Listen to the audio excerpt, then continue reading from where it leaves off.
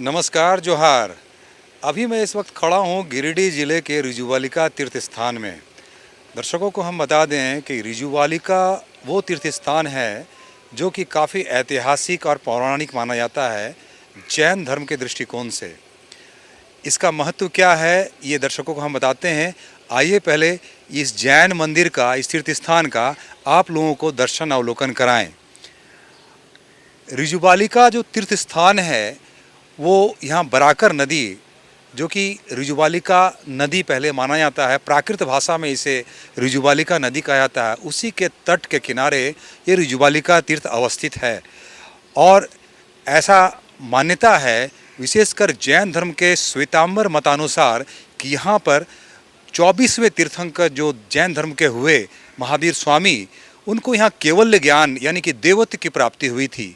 14.5 साल तपस्या करने के बाद शाल वृक्ष के नीचे उन्हें केवल ज्ञान प्राप्त हुआ था।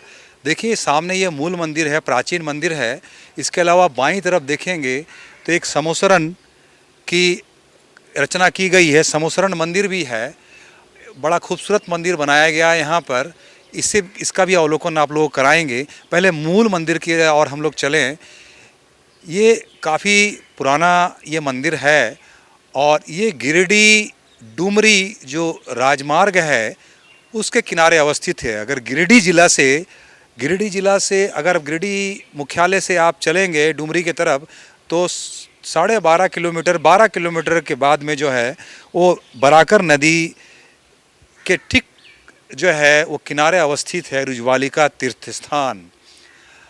आप देखें ये यहाँ पर भगवान महावीर स्वामी के प्राचीन चरण भी हैं। केवल ज्ञान मुद्रा में जो है उनकी प्रतिमा है, गौधुवन अवस्था में, और कई विशिष्टताएं हैं। आइए मंदिर के अंदर आपको ले चलते हैं और यहाँ की खूबसूरती को, ऐतिहासिकता को आपको दिखाते हैं।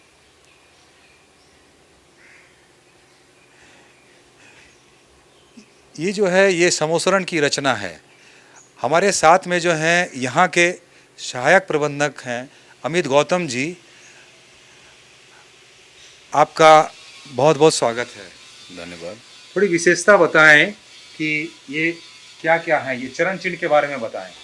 ये भगवान महावीर स्वामी का 24वें तीर्थंकर भगवान महावीर स्वामी का केवल ज्ञान भूमि है। यहाँ भगवान महावीर स्वामी को कठिन तपस्या करने के पश्चात 12.5 वर्षों की कठिन तपस्या के बाद केवल ज्ञान की प्राप्ति हुई थी। रिजुवालिका नदी के किनारे साल वृक्ष के नीचे श्यामक नामक ग्रामीण का खेत में साल वृक्ष के नीचे भगवान को तपस्यारत थे और सायकाल में भगवान को ज्ञान की प्राप्ति हुई। उसके पश्चात जब भगवान को ज्ञान प्राप्ति हुई उसके बाद यहाँ समोसरण की रचना की गई। तो समोसरण रचना के बाद जब भगवान को उपदेश देना पड़ता है, बार उस व्याख्या है ऐसी, तो उस समय वन प्रदेश होने के कारण यहाँ कोई निर्जन वन वगैरह होने के कारण कोई मनुष्य वगैरह नहीं थे जो भगवान के उपदेशों को आगे बढ़ा सके। इसलिए वो क्षण जो है अक्षरा कहा गया था, जो निष्फल चला गया था समोसरण की रचना। फिर भगवान महावीर स्वामी यहाँ से तब विहार कर पावापुरी गए और वहाँ पर समोसरण की पुनः रचना की गई, जिसमें भगवान महावीर को वहाँ पे मोक्ष की प्राप्ति हुई। यहाँ पे भगवान महावीर के 3 मंदिर हैं रिजुवालिका तीर्थ में। एक मूल स्थान भगवान महावीर स्वामी का केवल ज्ञान भूमि, दूसरा है केवल ज्ञान मुद्रा मंदिर जिसमें भगवान महावीर स्वामी के जीवन से जुड़ी हुई झांकियाँ, जिसमें भगवान महावीर को गोदुग्धासन में, जिस पोस्चर में भगवान को केवल ज्ञान की प्राप्ति हुई थी गोदुग्धासन, उसमें वह प्रतिमा स्थापित की है जो पूरे भारतवर्ष में एक ही है। और उसके बाद फिर यहाँ समोसरण मंदिर है जो अभी 2 वर्ष पहले ही बनकर तैयार हुआ है। अमित जी चलिए हम लोग देखते भी चलते हैं। आइए, ये प्राचीन जो है प्रतिमा है यहाँ पर।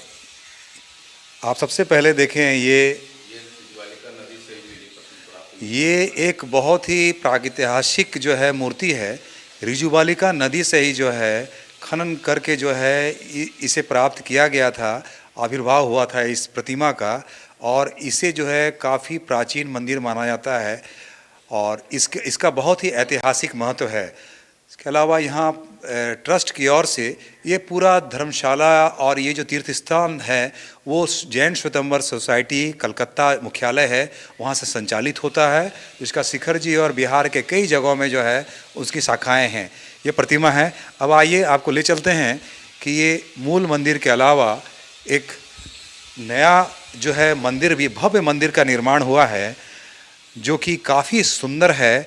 और साल भर यहाँ पर जैन तीर्थ यात्रियों के अलावा यहाँ पर पर्यटक भी आते रहते हैं। विशेषकर ठंड के समय में दिवाली से होली तक विशेष जो है पर्यटकों और तीर्थ यात्रियों की भीड़ रहती है। आप देखें सामने जो है ये पूरा गोलाकार एक भव्य संगमरमर की सुंदर जो है, ये काफ़ी शानदार जो है वो मंदिर है।